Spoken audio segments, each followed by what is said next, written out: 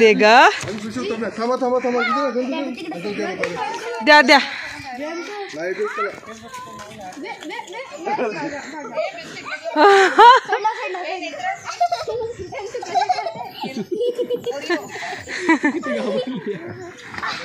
वाघ आणि खरा जरा वाघ जरा तर हाय.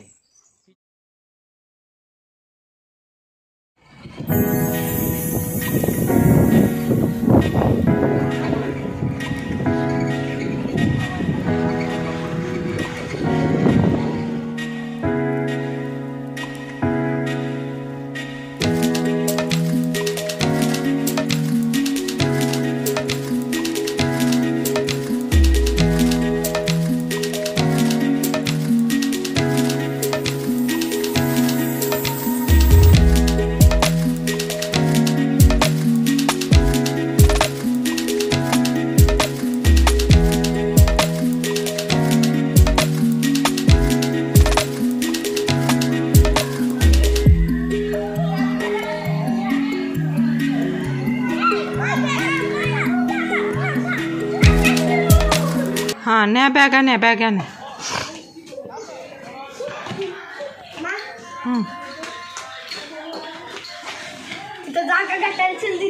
ते बॅग घे घे पटकन. हाँ चला आता चलो.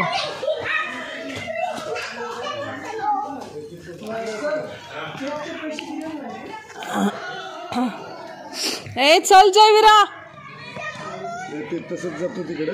हाँ ते माणसाला ते ह्याला दे.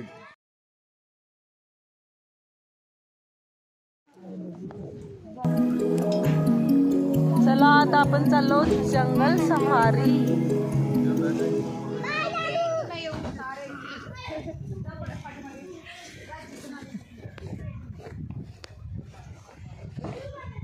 मी डॅडूंसोबत आपले गेले असते बरं झालं. मग डॅडूंनीच पैसे भरले. तुमचंच होतं ना. आज आम्ही काहीच म्हणलं नाही. एका दुसऱ्या जंगल सफारीचा विचार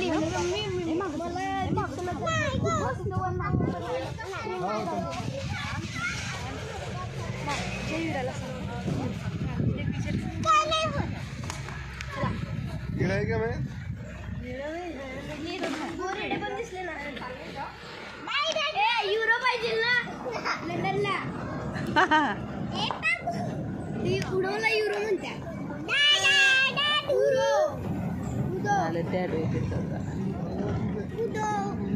जंगल सफारी मला वाटलं जंगलची काय.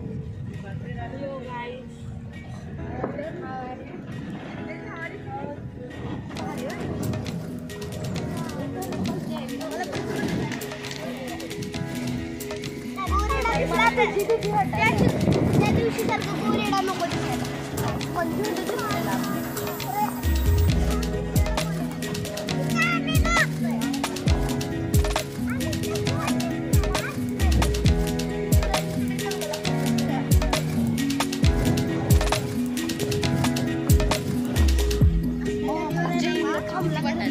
जयवीरा नीट बस. नीट पॅक पकडायचं सोडायचं ना.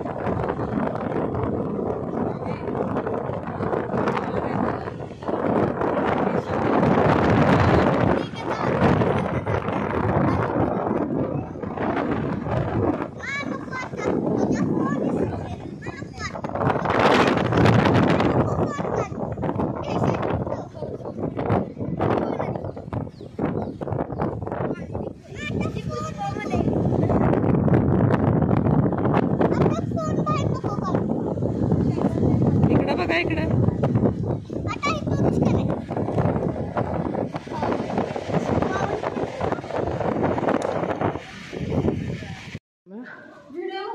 नाही नाही मी तुझं सरळ करते थांब ना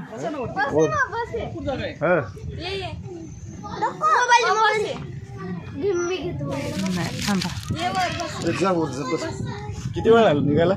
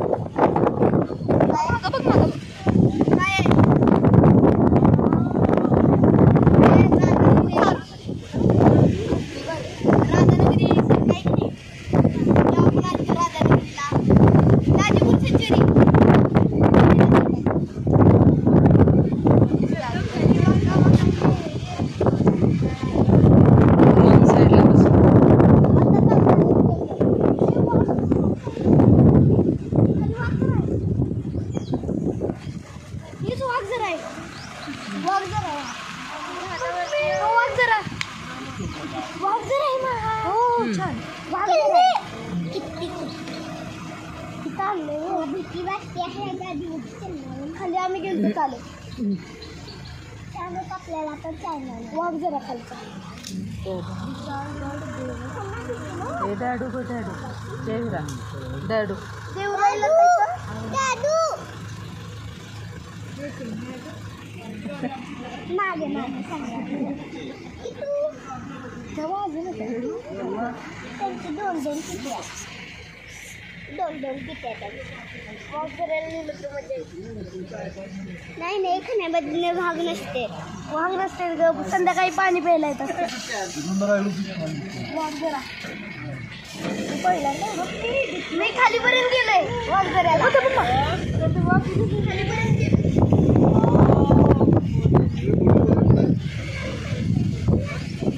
पाणी प्यायला संध्याकाळी बघा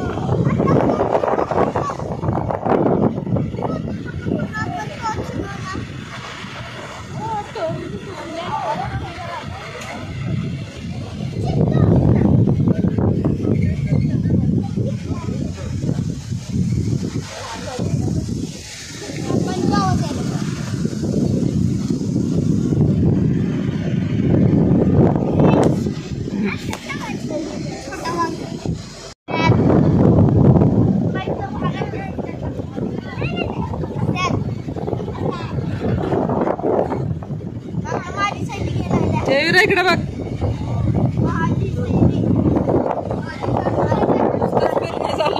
काही जंगलात काय दिसत.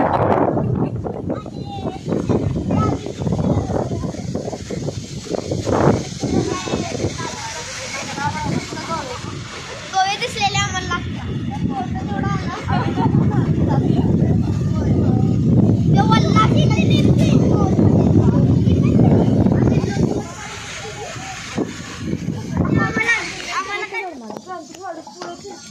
तर आता आम्ही आलेलो आहे कोकण दर्शन पॉईंटला. तिथं खाली पण दर्शन आहे. आता आम्ही खूप वरून दर्शन घेतो.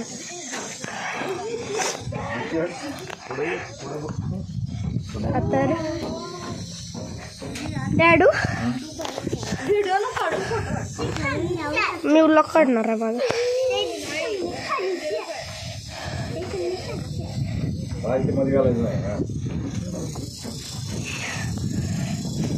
ब्लरी ब्लरी आहे सगळं.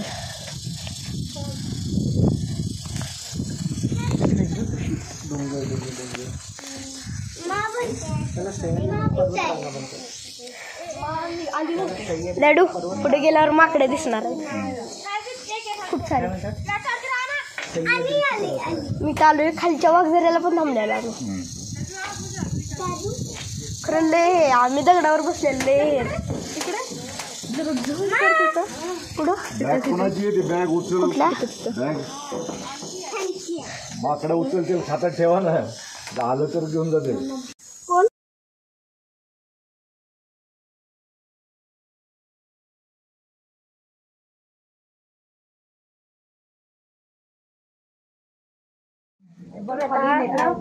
झालेलं टायमिंग तर आम्ही आता निघालो खाली. मी आता कोकण दर्शन पॉईंटवरून आता जात आहे खाली परत. आणि आता पुढं भागाचं काय छोटासा आहे आणि तिथं मंकी आहेत मंकीज आहेत. तर आता आम्ही तिथं निघालो. आमची गाडी आहे तुम्हाला आम्ही आता शिडीवर आहे. तर आम्ही खाली निघालो. खूप सारे गाडी आल्या आणि पुढे एक गाडी गेल्या. तर हे झाल्यावर आता आपण पुढे जायचं आहे. ए युरो टायगर बघितला का? लवकर या बघायला. अरे चला तुम्ही लवकर टायगर दिसायला. शाहू ओ चल लवकर टायगर दिसतो. या लवकर. त्या पॉईंटला आपण म्हणजे जिथं तुम्ही घाट माथ्यावरती उभं राहता तिथून खाली बघितलं की कोकण म्हणून याला कोकण दर्शन पॉईंट म्हणतो. आणि ज्या सह्याद्रीवरती आपण आता उभं राहिलोय तर ती सह्याद्री आपली पश्चिम सह्याद्री वेस्टर्न घाट म्हणतो आपण. तर वेस्टर्न घाट हा सह्याद्री झाली चालू कुठून तर जिल्हा धुळे. तिथे एक तापी नदी आहे. तापी नदीच्या प्रवाहातून तिचा उगम झाला. पुढं आला की तुम्ही नाशिकला येता, पुण्याला आला, महाबळेश्वरला आला, चांदोली अभयारण्य आपण काल बघितलेलं फोटोमध्ये. चांदोली झाल्यानंतर आंबा फॉरेस्ट, पुढे गेला की दाजीपूर, दाजीपूर, गोवा, कर्नाटक, केरळ. आणि तसं तसं तुम्ही उभं राहता आणि खाली बघता कोकण दर्शन म्हणतो. आणि आता सगळे आपण अरबी समुद्रापासून 3 ते 3.5 हजार फुटावरती एवढे आपण हाईटला आलेलो. आता सगळ्यांनी बारीक नजर करा आणि पाठचा एक डोंगर आडवा दिसतो तितक्यात दगड्याला. डोंगर तरी दिसला समोरचा तो आपला विशाळगड. म्हणजे पन्हाळा, पावनखिंड आणि हा विशाळगड. मग विशाळगडला आपण आत्ता म्हणतो महाराजांच्या काळापासून आपण विशाळगड म्हणतो. आणि विशाळगड म्हटलं गड म्हटलं की महाराजांचं नाव येतं. आता गड बांधलेले महाराजांनी नाही. तर हा विशाळगड ज्या राजाने बांधला त्या राजाचं नाव होतं शिलाहार नावाचा राजा होता. त्या शिलाहार नावाच्या राजाने तो गड बांधला आणि पहिलं नाव त्याला जुनं नाव होतं खेळणा. खेळणा. नंतर त्याला तिथं आपले यादव गेले, शिर्के गेले आणि 1660 मध्ये आपले महाराज तिथं पोहोचले आणि त्या गडाला नाव दिलं विशाळगड. आता आपण सगळेजण पावनखिंडमध्ये जाणारच आहे. तर तुम्हाला वाटतं की कुठंतरी बाजींची समाधी आहे, पण पावनखिंडमध्ये बाजींची समाधी नाही आहे. तर त्यांची समाधी म्हणजे बाजी आणि फुलाजी दोघे सख्खे बंधू, त्यांच्या दोघा सख्या भावांच्या समाधी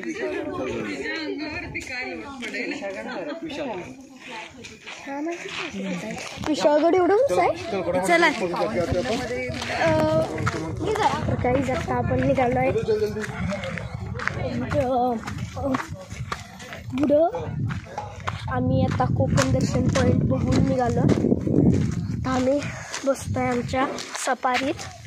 आता इथली दुसरी जी सफारी आल्या ती आता बघायला लागल्या, तर त्यांचं ते बघू दे. आपण जाऊयात, आपल्याला पुढचं बघायचं आहे. तर आता मी हे ठेवतो वरती आणि मी आता चढाले वरती. तर इकडे दे मोबाईल, तू इकडे दे. ते खायचं ते सांगते कुठे पहिलं मी त्यांच्या जागेला बसत आहे, माझ्या जागेला बसतो आहे आता. हे पाणी घे. तर आता सगळी रिव्ह्यू घ्यायला लागले. जयवीरा तिथं बसायचं नाही लागलेत आता. जयवीरा ते बस इथं. तर अजून सगळ्यांचं बघून झालेलं नाही. बघा 2 व्हीलर घेऊन आले. 2 व्हीलर घेऊन आले आणि असे सफारी असतात त्याच्यावर ते बिलकुल पण हमला करत नाही. फोन दे मला 2 मिनिटं, मला फोटो करायचा. कधी 25 डिसेंबर 1842 साली, बरोबर. आता भारत आपल्या देशाची मोजणी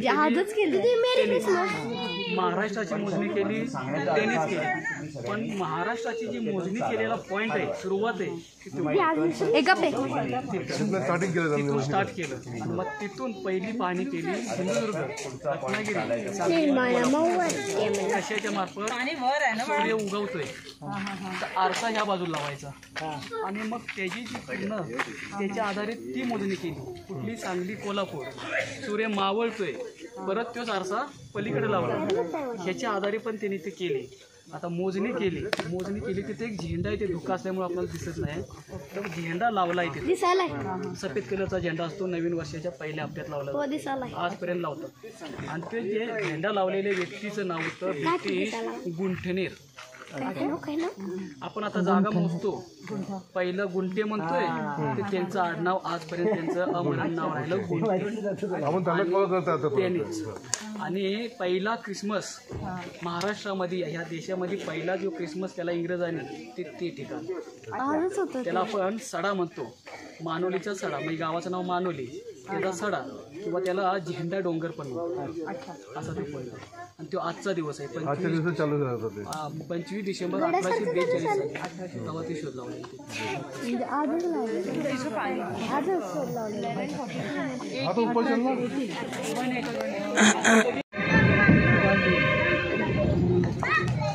वनक्षेत्र पेंडाखळे वाघझरा प्रवेशद्वार.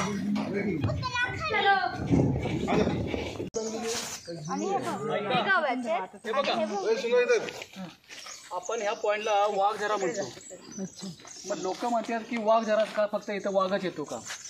तर ह्या जंगलामध्ये जास्त करून आपल्याला गवा, इंडियन गौर म्हणतो तुम्ही, आपण बायसन म्हणतोय, तर बायसनचं प्रमाण ह्या जंगलात जास्त आहे. कुठं? चांदोली, आंबा आणि राधानगरी एवढ्या ह्या जंगलात जास्त गवा झाल्यानंतर सांबर, बेकर, जंगली डुकर, शेकरू, बिबटे आणि टायगर आपण म्हणतो, पण आत्ता सध्या टायगर 2च आहे.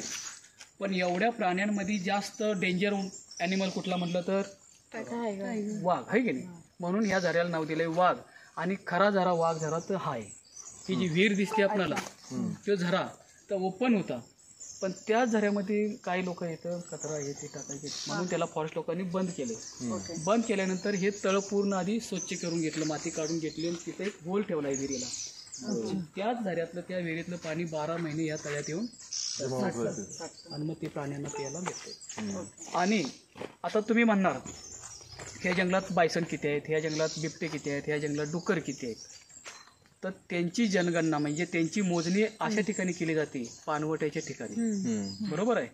दुसरं, आता पाणीच नाही, मग कुठं करायची? तर एक पायवट मळलेली असते आणि त्या पायवटाला धुळा झालेला असतो. मग धुळ्यात त्याचे तुम्हाला पंजे ठसे दिसतात, पण हा एक ठसा आहे, हा एक ठसा आहे, हा एक ठसा आहे, एकाच प्रकारचे दिसतात, पण हा मोठा आहे हा मीडियम आहे आणि हा लहान, म्हणजे त्याच्यावरनं पण त्यांची जनगणना केली जाते. तिथं तुम्हाला बघायला भेटतं हे गवारेड्याचे म्हणजे बायसनचे मार्क आहेत ते. त्याच्यामध्ये लहान पण आहेत, मोठे आहे नाही तर ते गोव्याचे तसे हे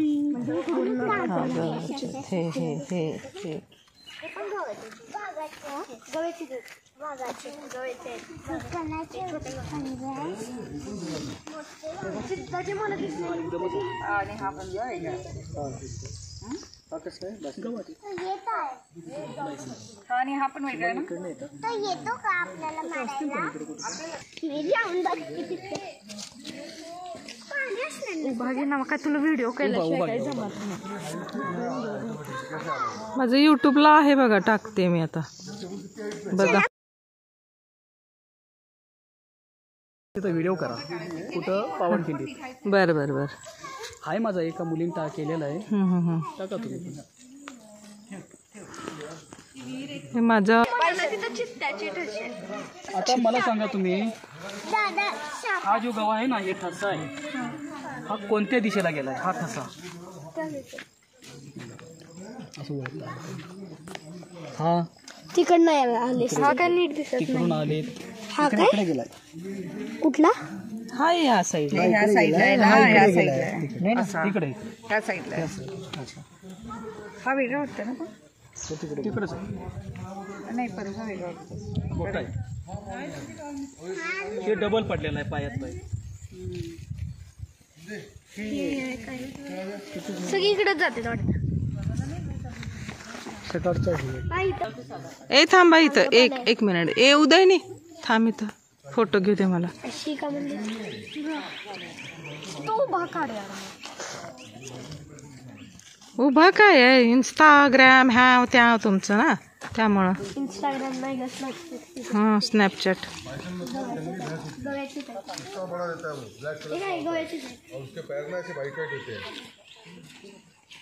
काय करतेस तू? कॉलिंग आ रही स्क्विरल म्हटलं की तुम्ही खार म्हणता ना, खार पण त्याचं वर्जन मोठं. मोठं असतं. शेपटी मोठी असते. खवली नसते, ती खवल्या म्हणजे बिग बॉस माणसं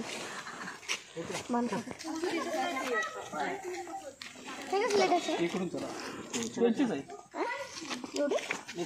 लावावी लागते ना, पूर्ण असं पाय ओपन नसायला पाहिजे ना.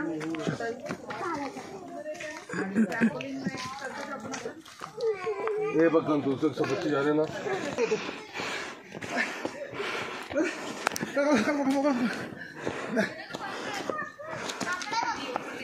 ए छोटी माता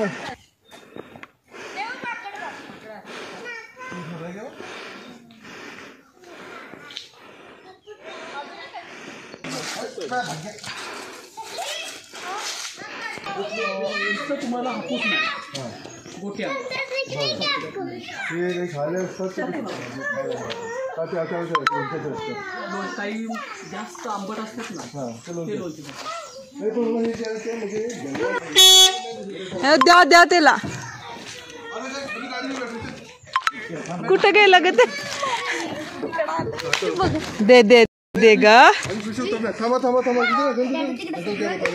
द्या द्या.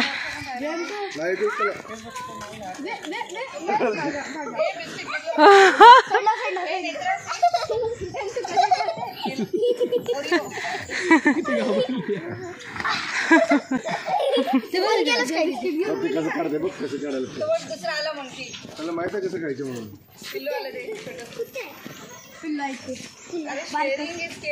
आता सगळ्यांनी त्याच्या इथं बघा, इथं बघा, ते सगळं ठेव. माकडाच्या हां साठवून ठेवतं ते. सावळ्याला नाही त्याला. अच्छा, ते आता त्यानं साठवलंय, दुसरा येईल म्हणून. आणि मग ते एक एक असं करून हळूहळू असं करून खाणार ते.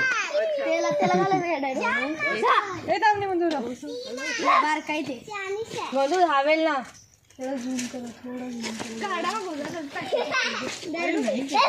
जयवीरात जा, दे तू दे. नाही नाही नाही शोध जा.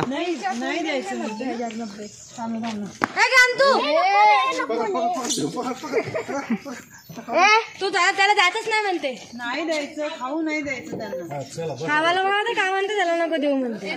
नको बस बस झालं बस झालं. चला शाहू.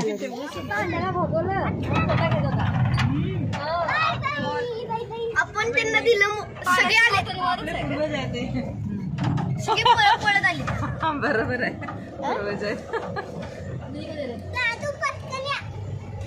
तर मग एकाला दिलं म्हणून सगळे पळून आले थंडीच्या मुळे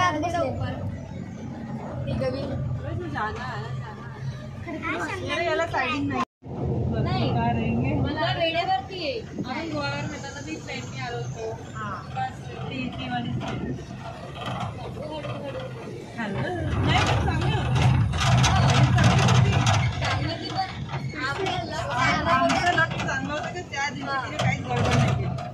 मला आवाज येतोय कसला कोणता किडा असणार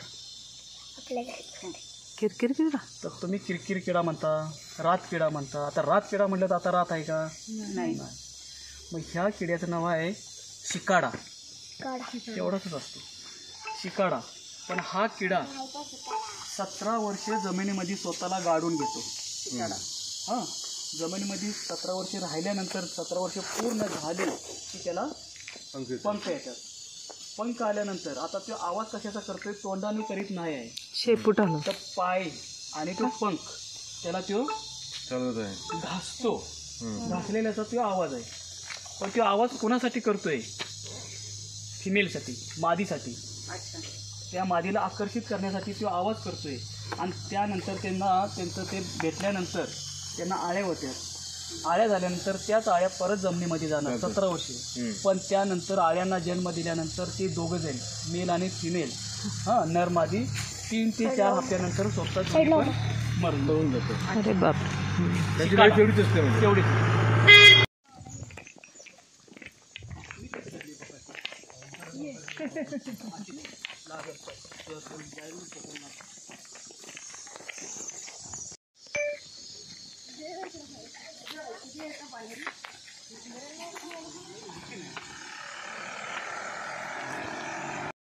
घेऊन येतो मी.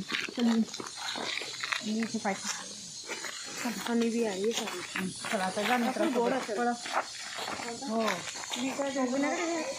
आणि बी येत आम्ही कालच इथे गेलो कोल्हापूर. हां हां हां.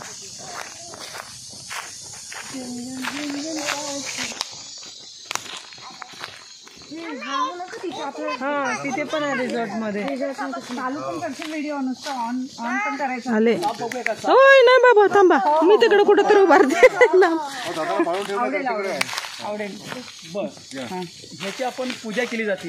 हो हे मुंग्यांचे की सापच आहे. पावसाळ्यामध्ये पंचमीला बरेचसे लोक बोलतात की ह्याच्यामध्ये साप असतो. बाळा ऐका हां. तर ह्याच्यामध्ये मी म्हणतो साप नसतो. हां मुंग्या. तर ह्याच्यामध्ये असते वाळवी टर्माइट. तर त्या वाळवीन कशापासून घरं बनवलेली आहेत स्वतःची लाज आणि माती. हां तर त्याच्यापासून ही घरं त्यांनी बांधली. बांधल्यानंतर त्यांच्यामध्ये जी मेन राणी मेन मुंजी मेन वाळवी आपण म्हणू तर ती मध्यवर्ती असते 7 ते 8 फुटापर्यंत. आणि अशा वारुळांचं तुम्हाला बरेचशी 4-5 प्रकारची वारुळ काय काय अशी मोठी पण आहेत वारुळ. हां तर ती मध्यवर्ती असते त्यांची मेन. आणि जी बाजूला जी वस्ती आहे ही घरं आहेत त्यांच्यामध्ये नर्स आहेत डॉक्टर आहेत प्लंबर आहेत सैनिक आहेत मिस्त्री आहेत सगळे आहेत. आपण जसं वावरतोय पूर्ण सोसायटी तसं त्यांची सोसायटी आहे. आणि मग जर का मी हे कवच काढलं पहिल्यांदा तिथं सैनिक येतील. का कोणीतरी आपल्यावर हल्ला केला ती येतील बिचारी खाली जातील आणि मग ती गवंडी मातीची कामं करणार आहेत ना त्यांना ती वर पाठवणार. पण तीच आपल्या चोचीमध्ये माती आणि ती स्वतःची लाज अशी वल्ल करून ते फक्त तसं पॅक करून घेते. का तर त्यांना त्यांच्या घरामध्ये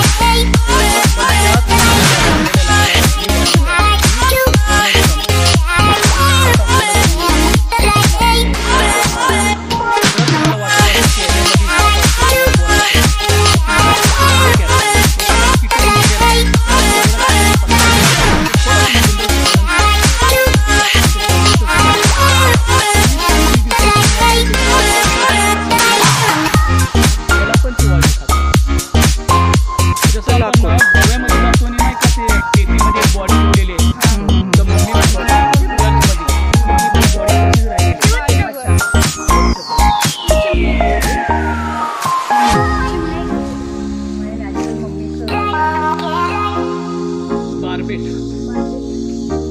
काल आपण एक आवाज ऐकला होता तिथं त्या म्युझियम मध्ये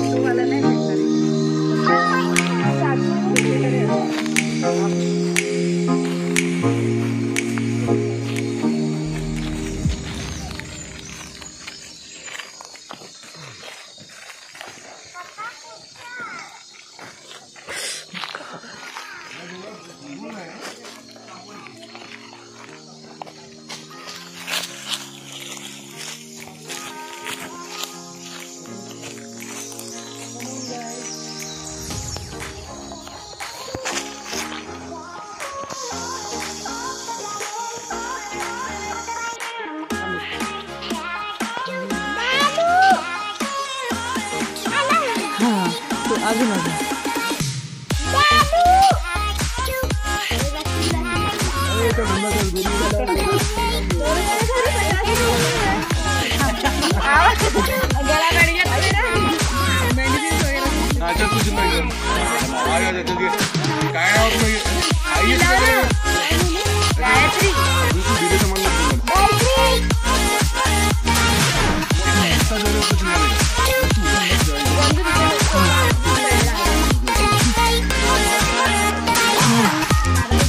जयवीरा. हा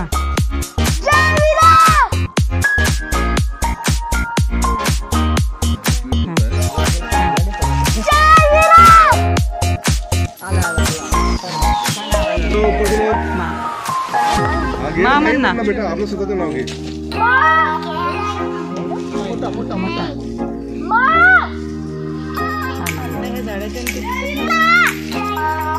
हा नेत्रा.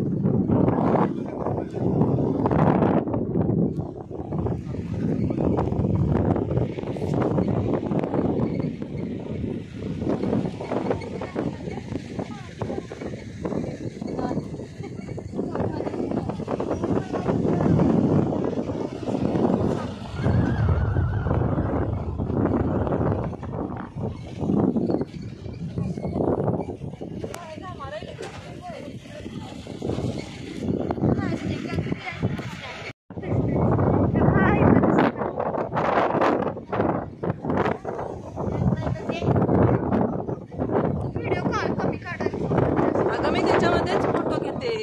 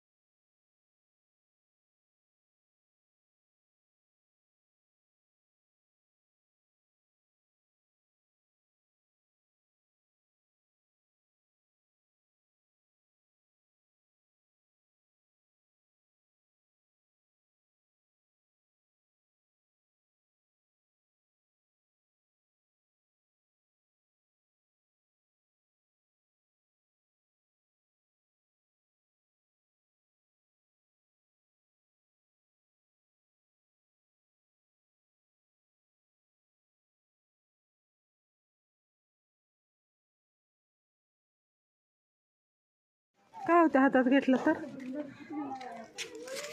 मग काही डस्टबिन आहे?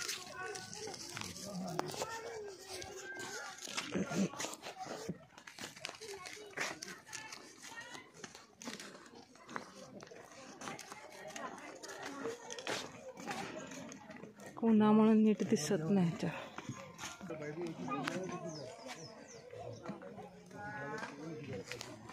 माझे मिस्टर आता दोनदा चढून उतरून आले असते.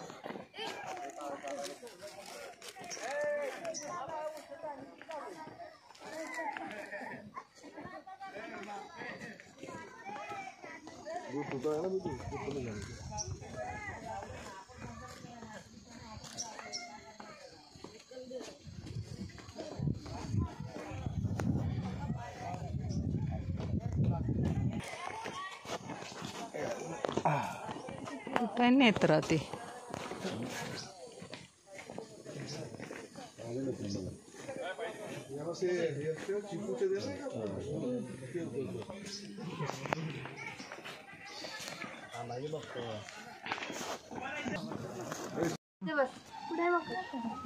सांगू?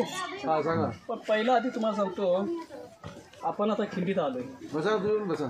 पावन खिंडीत आलोय. हाय मला सवय बसून नाही ते जमत. हां, तर आपण आता खिंडीत आहे. खिंड आपल्या पाठी आहे आणि खिंडीचा हा पुरा एरिया झालं. तर खरा मार्ग महाराजांचा येण्याचा होता, त्यांच्या सरदारांचा पण खरा मार्ग कोणता होता? तर आपल्या ह्या पूर्वेला पन्हाळा झाल्यानंतर मसाईचं पठार, मसाईचं पठार झाल्यानंतर जंगल, वस्त्या, शेती, छोटी छोटी वस्त्या करत करत करत आल्यानंतर या खिंडीचं जुनं नाव घोडखिंड. हां, गावाचं नाव गजापूर, गजापूरची ही घोडखिंड. आणि ह्याच घोडखिंडीतून 5-6 किलोमीटरवरती गाव आहे पांढरं पाणी म्हणून, एक खेडेगाव आहे. पांढरं पाणी झाल्यानंतर ही घोडखिंड झाल्यानंतर तुम्हाला गावाचं नाव गजापूर झाल्यानंतर विशाळगड. असा हा खरा मार्ग. गावाचं नाव आहे, दुसरं काय नाही. पांढरं पाणी नाही, पाण्याला रंग नसतो, नाव दिलेलं. हां, तर ते झालं हे सगळं त्यांचा येण्याचा मार्ग. आणि आता ज्या ठिकाणी आपण येऊन थांबलोय त्या खिंडीचं नाव आहे पावनखिंड. जुनं नाव होतं घोडखिंड, पण ह्या घोडखिंडीला पावनखिंड नाव कुणामुळे झालं, का झालं हे तुम्हाला सगळ्यांना सांगतो. तर महाबळेश्वरला तुम्ही गेलेलाच आहे, तिथला गड पण तुम्ही पाहिलेला आहे, प्रतापगड. आणि ह्या प्रतापगडाच्या पायथ्याला खालच्या बाजूला एक अवघड ठिकाण आहे. अवघड ठिकाण का म्हणतो, तर ह्या अवघड ठिकाण का म्हणतो, तर त्या ठिकाणी चारी बाजूनं उंच डोंगर, दाट जंगल, त्या जंगलात राहणारी त्या काळातली जंगली जनावरं. आणि त्या जंगली जनावर एवढं मोठं संकट असताना जर का आपणाला तिथं शत्रूला किंवा कुणालाही आपला साठा घेऊन यायचं झालं तर अर्ध्यावरतीच पडायचा, निम्यावरतीच साठा राहायचा. आणि म्हणून या ठिकाणाला आपण अवघड ठिकाण म्हणतोय. आणि ह्या ठिकाणाचं नाव आहे मोऱ्यांचं जावळीचं खोरं. ह्या जावळीच्या खोऱ्याच्या आसपास आपले छत्रपती शिवाजी महाराज आपल्या मराठी मावळ्यांना घेऊन तिथं नांदवत होते, तिथं थांबलेले होते. आणि तिथं थांबत असताना काय करत होते की विजापूरचा सरदार हुशार बुद्धीचा होता, बलाढ्य होता, बरेचसे गड किल्ल्यांचा साठा या सरदाराजवळ होता. आणि ह्या सरदाराचं नाव आहे विजापूरचा आदिलशाह. ह्या आदिलशाहच्या साठ्याला हात घालण्याचं काम कुठल्याही राजाने केलं नव्हतं, पण हेच काम आपल्या छत्रपती शिवाजी महाराजांनी केलं होतं. म्हणजे त्यांचा अर्धवट गड किल्ल्यांचा साठा हा काबीज करायला चाल केल्यानंतर हे जी खबर, हे जी चाऊल ह्या आदिलशाहला लागली. आदिलशाह खूप चिडलेला होता, संतापलेला होता. बरेचसे डावपेच त्यांना आखलं की जिथं शिवाजी किंवा त्यांचा मराठी मावळा भेटल तिथं जा, पकडा, त्यांना ठार करून टाका. एवढा आदेश सोडून पण शिवाजी राजा किंवा मराठी मावळा कुणीही त्यांच्या हाती लागत नव्हता. आणि एवढा प्रयत्न करून झाल्यानंतर आदिलशाह आणखी विचारात पडला. आणि असाच विचार करत त्यांना एक युक्ती सुचती की हुशार बुद्धीच्या सरदारानं त्यानं निमंत्रण केलेलं होतं. आणि जेवढ्या सरदारांना त्यानं बोलवलेलं होतं तेवढंच सरदार येऊन त्यांच्याच महालामध्ये तुम्ही जसं बसलाय अशी त्यांची बैठक बसवली. बैठकीच्या समोर एक पैजाचा विडा ठेवण्यात आला. आणि त्याच बैठकीला या आदिलशाहने एक विषय सांगून टाकला, काय तर तुमच्यापैकी बसलेला कुणी सरदार उठून ह्या पैजाच्या विड्याला हात घालणार तर तो सरदार त्या शिवाजीचा बिमोड करू शकतो, पकडू शकतो किंवा त्याला ठार करू शकतो. आणि हा विषय सगळ्या सरदारांच्या कानामध्ये घुसला. प्रत्येक सरदाराच्या तोंडाला कुलप लागलेली होती. का कुणाचं बोट वर झालं नाही का, तर ह्या पैजाच्या विड्याला हात घातला तर कुणाचा पाठला करून दाखवायचा आहे, हिंमत कुणाच्या अंगी राहिली नव्हती. आणि एवढं पाहिल्यानंतर आदिलशाह आणखी विचारात पडलेला होता. सगळी बैठक सामसूम पडलेली होती. पण त्याच बैठकीच्या पाठच्या बाजूला एक सरदार त्यांचाच येऊन बसलेला होता. या सरदाराचं वजन होतं 150-200 किलोचा. हा सरदार होता. लढताना त्याच्या हातामध्ये ढालनी तलवार असायची, 30-35 किलोची तलवार ढाल असायची. आणि ह्या सरदाराचं नाव आहे अफजल खान. तयार झाला. आदिलशाह खुश झाला. आणि ह्याच खुशीमध्ये अफजल खानाजवळ आदिलशाने 20 ते 25,000 लोकांचा साठा, तोफा, हाती, घोडे, उंट, जेवढा साठा मागल तेवढा साठा खानान घेतलेला आहे. खान तैनात झाला आणि आपल्याच महाराष्ट्रामध्ये त्यानं चाल कुठून चालू केली तर तुळजापूर आणि पंढरपूर. ह्या गावावरनं महाराष्ट्रामध्ये येताच हिंदूची घरं, हिंदूची मंदिरं, हिंदूची शेती, बाई, गडी कुणी भेटल त्यांचा छळ करीत होता. का तर ह्या मोकळ्या माळावरती जर का आपण ही चाल चाललो तर अवघड ठिकाण सोडून शिवाजी आपल्यापर्यंत चिडून येईल आणि मग त्यांना आपण सजासजी कापू. पण राजांचं हे त्याच्यापेक्षा वेगळं होतं. हे ठिकाण आपण सोडायचं नाही. आणि असं करत आल्यानंतर अफजल खानाचं आगमन होतं. तुम्ही महाबळेश्वरला चाल करताना पायथ्याला गाव लागतंय वाई. ह्या वाई गावामध्ये अफजल खान सगळी फौज घेऊन आला, तिथं थांबला, पहिली छावणी मांडली, स्वतःचा वकील घेतला आणि ह्याच वकिलाकडे आपल्या शिवाजी राजाने एक निरोप दिला. पण त्यावेळेला अफजल खान राजाने एक शब्द वापरायचा, काय त्या पश्चिम सह्याद्री का पहाड का चिवा म्हणायचा. कसला चिवाय, कसला शिवाजी आहे, मला फक्त बघायचा आहे, माझ्या भेटीला त्याला बोलवून घेऊन या. आणि हा निरोप आपल्या राजांपर्यंत गेला. राजाने त्यांचा निरोप घेतला आणि आपला एक स्वतःचा राजाने वकील घेतला आणि त्या खानाला एक निरोप दिला. कोणत्या भाषेमध्ये? तर खान साहेब, मी तुमच्यापर्यंत याला घाबरतो, मला भीती वाटते, म्हणून मी एक ठिकाण निवडले, त्या ठिकाणी तुम्ही माझ्या भेटीला या. पण माझ्या भेटीला येत असताना तुमच्याबरोबर 1-2 जण घ्या आणि मी माझ्याबरोबर 1-2 जण घेतो. आणि जर का तुमचा साठा माझ्या भेटीला घेऊन यायचं आलं तर मी तुमच्या भेटीलाच येणार नाही, एवढं मी खानसाहेब तुम्हाला घाबरतोय. राजे खानाला घाबरले नव्हते, पण ह्या क्रियेला आपण इतिहासातला गनिमी काव म्हणतो. शत्रूला कसं फसवायचं. आणि हा खुशीचा निरोप त्या खानाच्या कानामध्ये घुसला. खान मोठमोठ्यानं हसू लागला, का तर एवढ्या मोठ्या स्वराज्याचा राजा मला घाबरला म्हणून. आणि त्याच टायमाला त्याने एक स्वतःचा सरदार घेतलाय. त्या सरदाराचं नाव आहे सय्यद बंडा.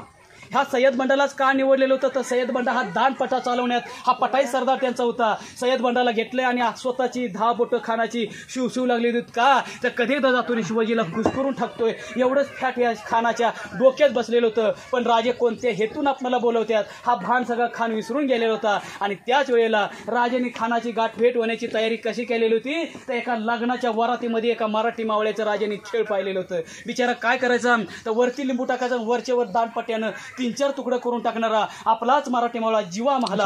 ह्या जीवाला आपल्याबरोबर घेतले आणि ज्या ठिकाणी दोघे आमने सामने येणार अशा ठिकाणी दोघे आमने सामने आलेले आहेत. आणि बरेच दिवसानंतर आपला दोस्त मित्र भेटून पहिल्यांदा त्याला आपण मिठी मारतो. ह्याच पद्धतीने ह्या 200 किलोच्या बाहून आपल्या चिमुड्या राजांना हातामध्ये हात घातलं, बोटात बोटं घातली. राजांना कुस्करण्याचं मारण्याचं डावपेच खान खेळू लागला. राजांची मान गच्च पकडून ठेवलेली होती. राजांना हालता पण येत नव्हतं, तरी सुद्धा कट्याराचं वार खुपसत होता. पण त्याच कट्याराचा आवाज असा टर येत होता. का तर राजांच्या अंगामध्ये चिलकत होतं आणि त्यामुळे ते घाव लागत नव्हता. तरी सुद्धा दोन्ही हात मोकळे राजाने करून घेतलं आणि बरोबर नेलं होतं बिचवा. वाघनक्याचा राजाने चपाळीने वापर केला. समोर ठेवलेलं होतं ते 200 किलोचं पोत्यामध्ये हात घातलं, त्याचं सगळं धान्य बाहेर ओढून काढलं. खानाच्या आतड्या बाहेर निघाल्या आणि ह्याच खानाच्या तोंडनं शब्द फुटलं, दगा दगा दगा म्हणत असताना लक्ष गेलं सय्यद बंडाचं. आणि सय्यद बंडा तेवढ्या चपाळीनं राजांच्या कपाळावरती तलवारीचा वार करणार एवढ्या जीवा पुढे एका उडीमध्ये झाला आणि त्याच्याच उजव्या हातावरती वार केलेला होता. तिथं त्याला सुद्धा ठार केलं. दोन्ही सरदारांना ठार केल्यानंतर एक इतिहासातली जिवंत आजपर्यंत म्हण राहिली की होता जीवा म्हणून वाचला शिवा. आणि दोन्ही सरदारांना पूर्ण केलेलं होतं. ठार केल्यानंतर त्याच महालातून खाली चाल करत असताना राजांच्या आणि जीवाच्या तोंडनं शब्द फुटलं की हर हर महादेव जय भवानी म्हणून. हा आवाज कोणासाठी होता तर त्या जावळीच्या खोऱ्यामध्ये दुसराही गनिमी काव करून ठेवलेला होता. अशा झाडाझोपातने आपल्या मराठी मावळ्यांच्या राजांनी छावण्या लपवून ठेवलेल्या होत्या. आणि आमची कामगिरी फत्ते झाली की तुम्ही सर्वजण उठून त्या खानाच्या छावणीवरती तुटून पडायचं. तसंच चोख उत्तर आपल्या मराठी मावळ्यांनी दिलं. सगळ्यांचा नायनाट करून टाकला. पण एक सरदार स्वतःचा जीव वाचून विजापूर कसा बसा तरी आपला पळून गेलेला होता. तो होता कोण? तो अफजल खानाचा मोठा मुलगा फाजल खान. हा आपला जीव वाचून गेलेला होता. पण त्याच वेळेला राजांनी कसलाही विचार न करता निवडक 600 मावळ्यांना आपल्या बरोबर घेतलं. सांगली, सातारा, कराड करत आल्यानंतर तुम्हाला सगळ्यांना माहिती असलेल्या ह्या कोल्हापूर जिल्ह्यातला भोज राजाने बांधलेला पन्हाळा, ह्या पन्हाळ्यावरती राजा आलं. तिथं सुद्धा आनंदात राहू लागलं. पण चांगल्या विचारात दुःखात पेचात पडलेला आदिलशाह परतच्या टायमाला विचार करू लागला. पण विचार करत असताना त्याला दुसऱ्या एका सरदाराची चावल लागती. तो माणूस असा होता की काळा कुट्ट क्रूर स्वभावाचा होता की ते एक लढाई जिंकलेलं होता. आणि ह्या सरदाराचं नाव आहे सिद्धी जव्हर.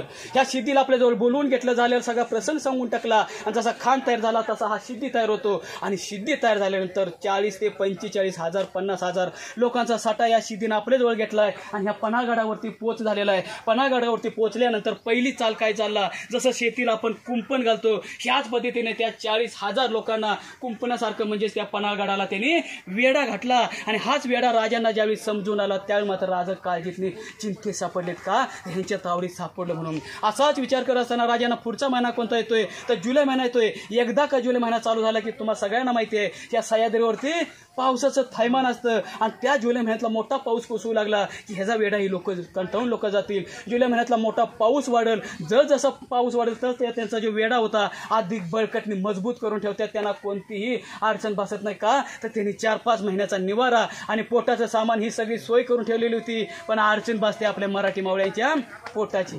रसद म्हणतो बिचाऱ्यांना काय खायला होतं तर भात, नाचणी, वरी अशी तिन्ही कोठार तुम्हाला आज पण ते पाहायला मिळतात. पण आज सगळे मोकळे झालेले आहेत. पण त्यावेळेला स्वराज्याची कामगिरी करत असताना धान्य पूर्ण संपत गेलेलं होतं. डोळ्यानं बघतोय राहतंय तेवढंच खायचं आणि दिवस काढायचं. पण हे कुठंपर्यंत आपलं धान्य राहील तोपर्यंत. पण त्यावेळेला गाई, म्हशी, बैल, रेडे हे तडपडून मरत होते. त्यांचा पण जो चारा संपलेला होता. आणि हे सगळा प्रसंग राजाने बघितला. हा प्रसंग राजांना आवडला नाही. आणि त्या जुलै महिन्यात एक दिवस उजाडलेला होता की 12 जुलै 1660 ह्या दिवशी सगळ्या मावळ्यांना एकजुटून घेतलं. त्यांची बैठक बसवली आणि प्रत्येकाला सांगून टाकलं की आजच्या रात्री काहीतरी करू. या गनिमाना फसवू, तिथून पाय बाहेर काढून सुखरूप पोचू आपण विशाळगडावरती. तिथं आपला जीव वाचू. पण कुठल्याही मराठी मावळ्याच्या तोंडनं शब्द फुटत नव्हता की राज इथून बाहेर म्हणायला. का तर चारही बाजूला बघितलं की त्यांचा सरदार चांगला तैनात दिसून येत होता. आणि ह्या भीतीपुटी सगळी गपगार आपली बैठक होऊन गेलेली होती. राज काळजी करून आजारी पडलेलं होतं. बाहेर धोधो पाऊस पडत होता. विजा कडकड होत्यात. आणि अशा अवस्थेत एक ओला चिंब भिजून म्हातारा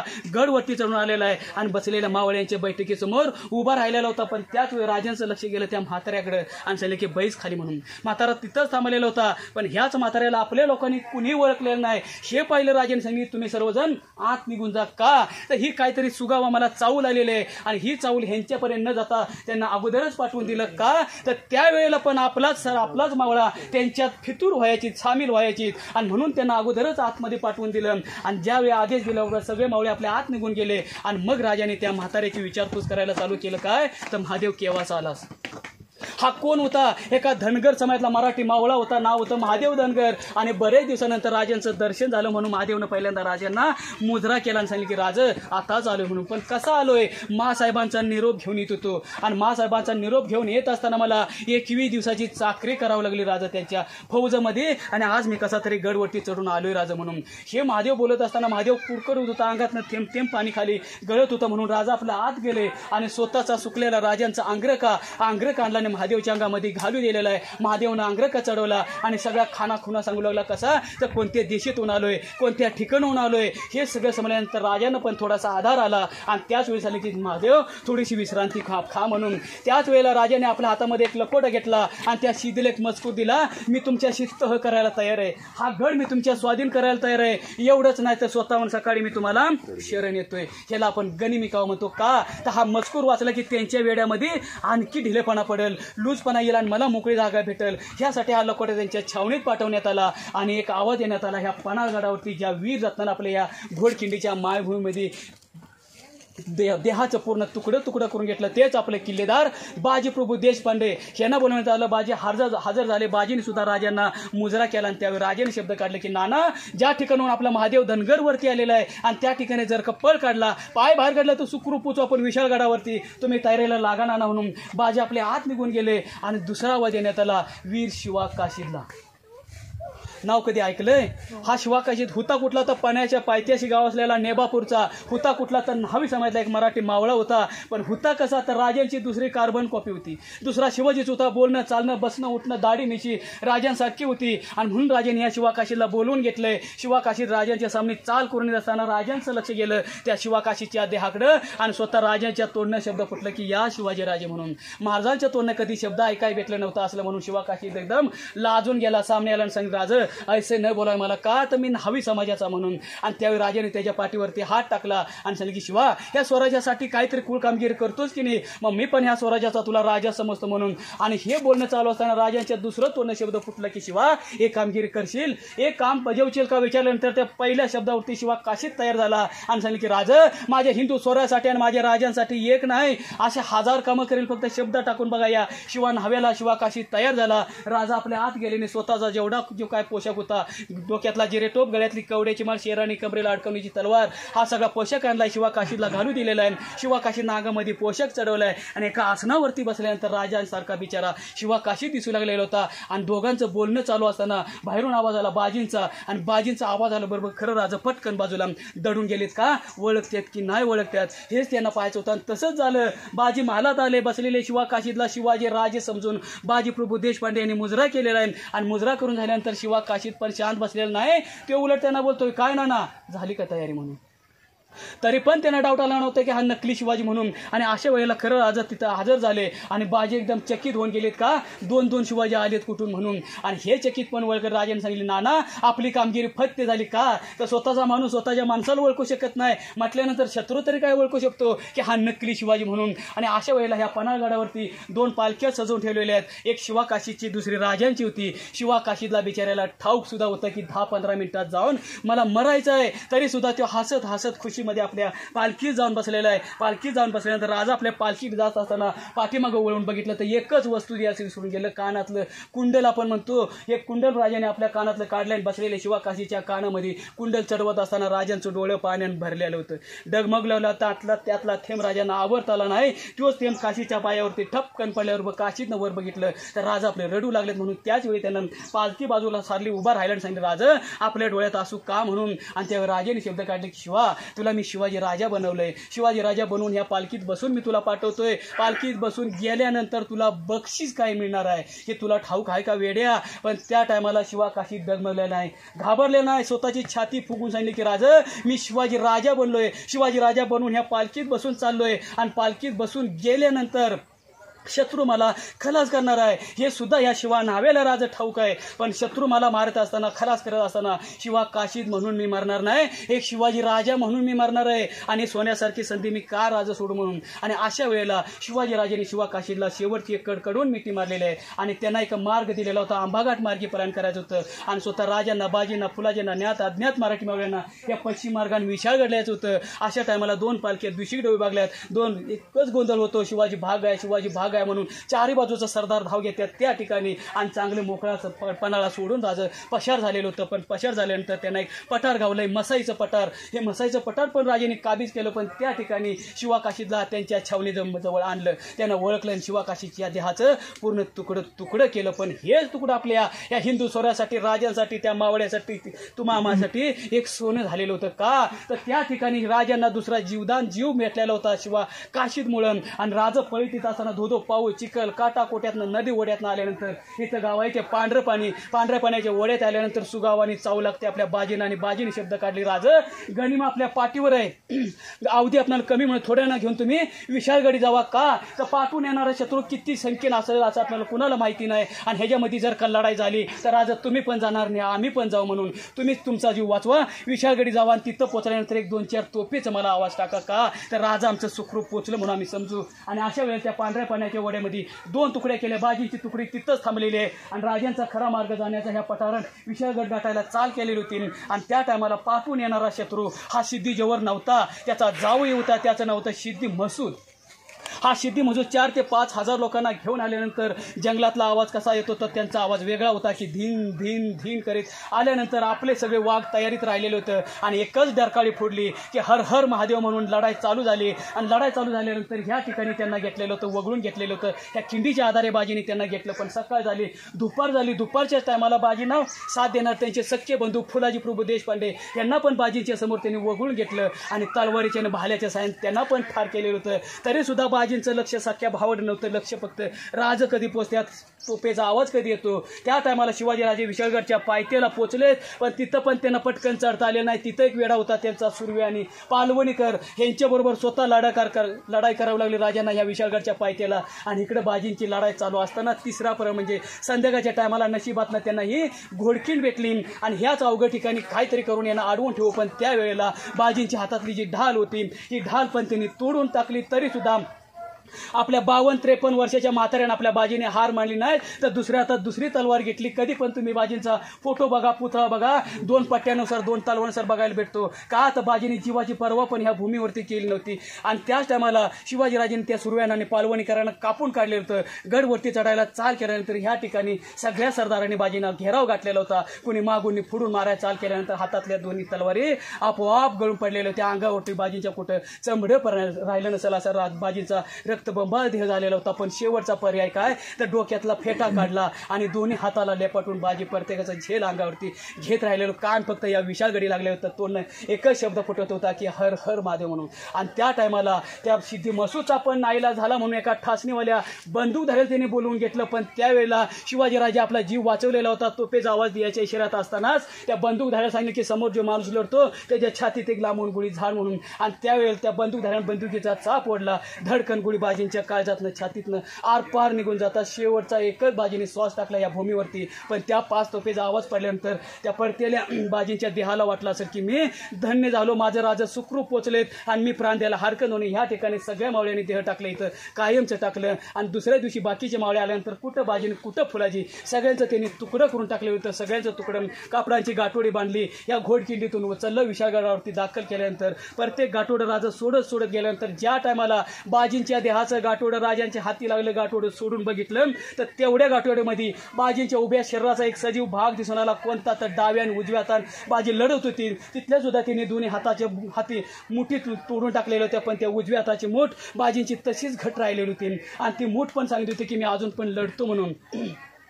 त्याच टायमाला सांगितलं की माझ्या सूर्या आता तरी शांत हो. अशा किती सिद्धीनं संपवायचा त्या ठिकाणी दोघ्या सख्या भावांना आणि बाकीच्या मराठी मावळ्यांना स्वतःच्या हाती आगीन देत असताना मग राजाने सांगितलं की माझ्या बाजीला आणि फुलाजीला ही घोडकीन पावनखिंड म्हणून राहील. तेव्हापासून 13 जुलै 1660 पासून घोडखिंडीला पावनखिंड केल्या बाजी प्रभू देशपांडे यांनी.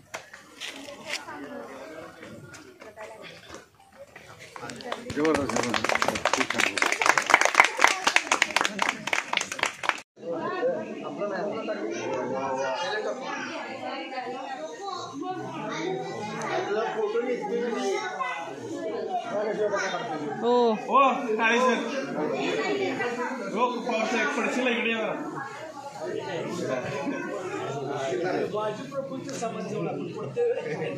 त्यांचं नाही हो, तुमचं सांगू त्यांचं झालं. त्यांची प्रेरणा माहित आहे ना.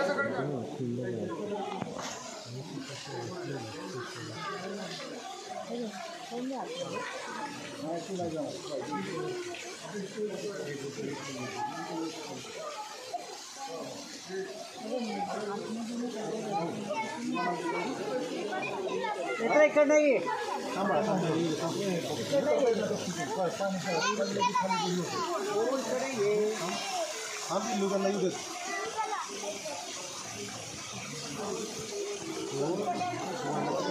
हे इकडं बघा जरा. हो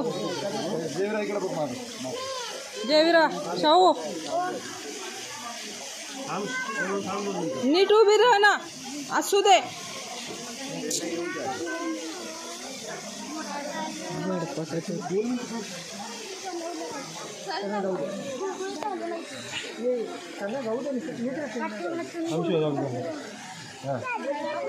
बॉटल देते पाण्याची शाहू हां हे तिथं जायचं पाणी करून आणायचं. हो आता इकडले बोलत चालतं. ते घरातलं पाणी येते, डोंगरातलं पाणी येते. ते जे आहे ना कुठं पाणी दिसतंय का वरनं त्या डोंगरातून जरायची. नाही जायचं नाही खायचं.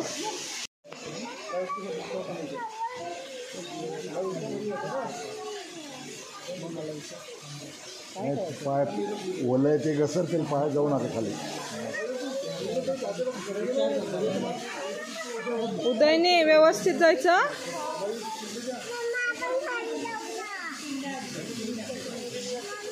हा रे बाबू खाली ₹1 घेऊन जायचं द्यायला.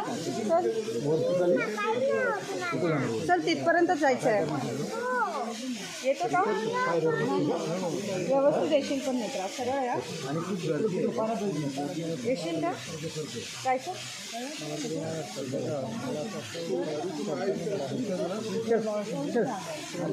तिला तिला बघ माझ्यासोबत हळू हळू सरळ नाही तर लागेल ते असं सरळ तुझा करून तिला जागा हो मला माझं करतो मध्ये उतर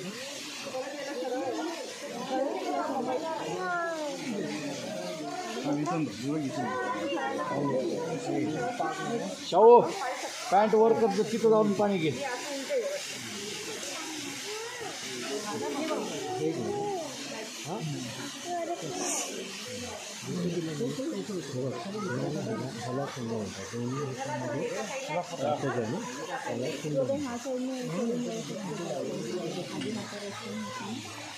टर्न करने के लिए बोलो भैया उसको उल्टा हो जाओ उधर आप इधर ही चेक कर लो पूरा ऐसे ऐसे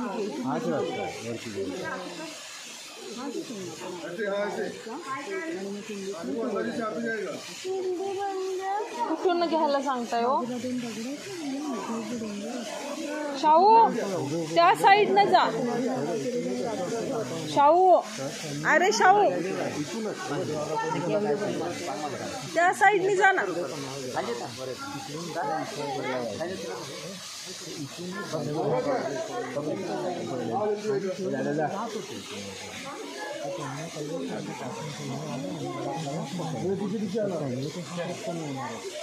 कोणाचं चार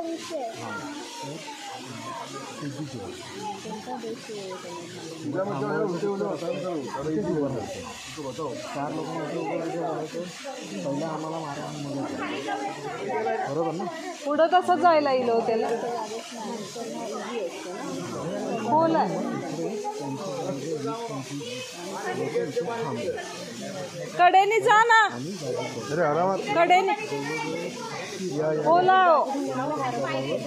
मग कुठलं घेणार पाणी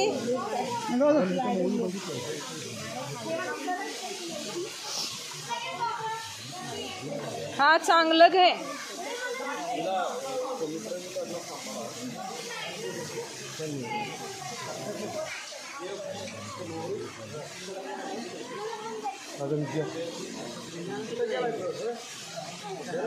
अहो तिकडं जाता येत नाही खोल आहे होय खोल आहे म्हणला या वरती या 2 मिनट रुक जाओ दीजिए वाले ऊपर आ जाए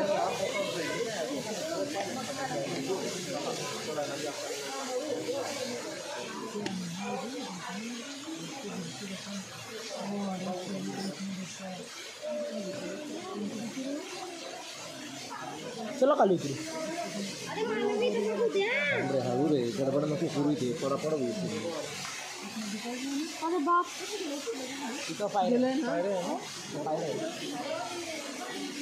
पायऱ्या आहे हा मध्ये खालच्या वरती येत आहे म्हणजे खालचं जास्त भीड नाही व्हायला पाहिजे ना मम्मी खाली जायचं का हा तो मी काय शेवटची लढाई तर तिथं झाली आपण 4 जण चले जाते उलटा से उलटा हो जाए गाणं जेवढं हे उलटा बेटा उलटा हाँ फोटो काढ अरे इथे फोटो कसं काढून कारण इकडून जायला जागा कुठे कारण की बहुतेक लोक ते पाण्याचं हे करूनच मार्गासाठी येत नाही पण इथे लढाई झाली तिथं लढाई झाली थांबून जाल खालची वर येतात ना तुम्ही या मम्मी खाली जायचं मोबाईल मला लागेल खाली नाही जायचं कशाला खाली जाऊन नाही रे खाली नाही जायचं जाऊ दे त्याला नाही रे 1:30 वाजले बरं पटकन जाणे पटकन अरे पटकन जाऊन पटकन येत येणार आहे जाऊ दे श्लोक वेळ नाही आपल्याला जायचं आपल्याला 4 तास रस्ता आहे. मग जाऊ द्या कोणी खाली जाऊ रस्ता 4 तास आपल्याला थांबा यावर का कुठून येणार तू परत? कुठून येणार? नको.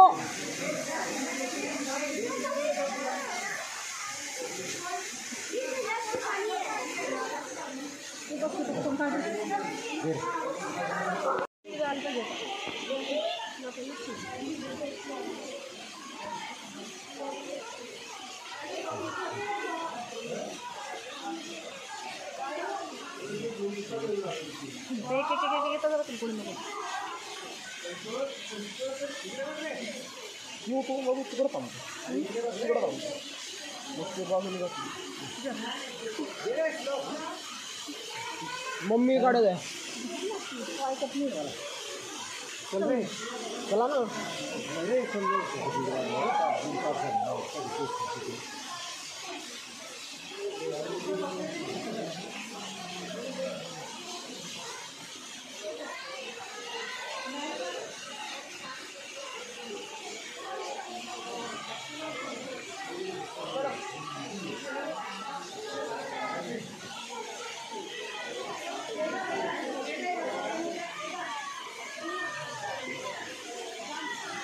ये वर.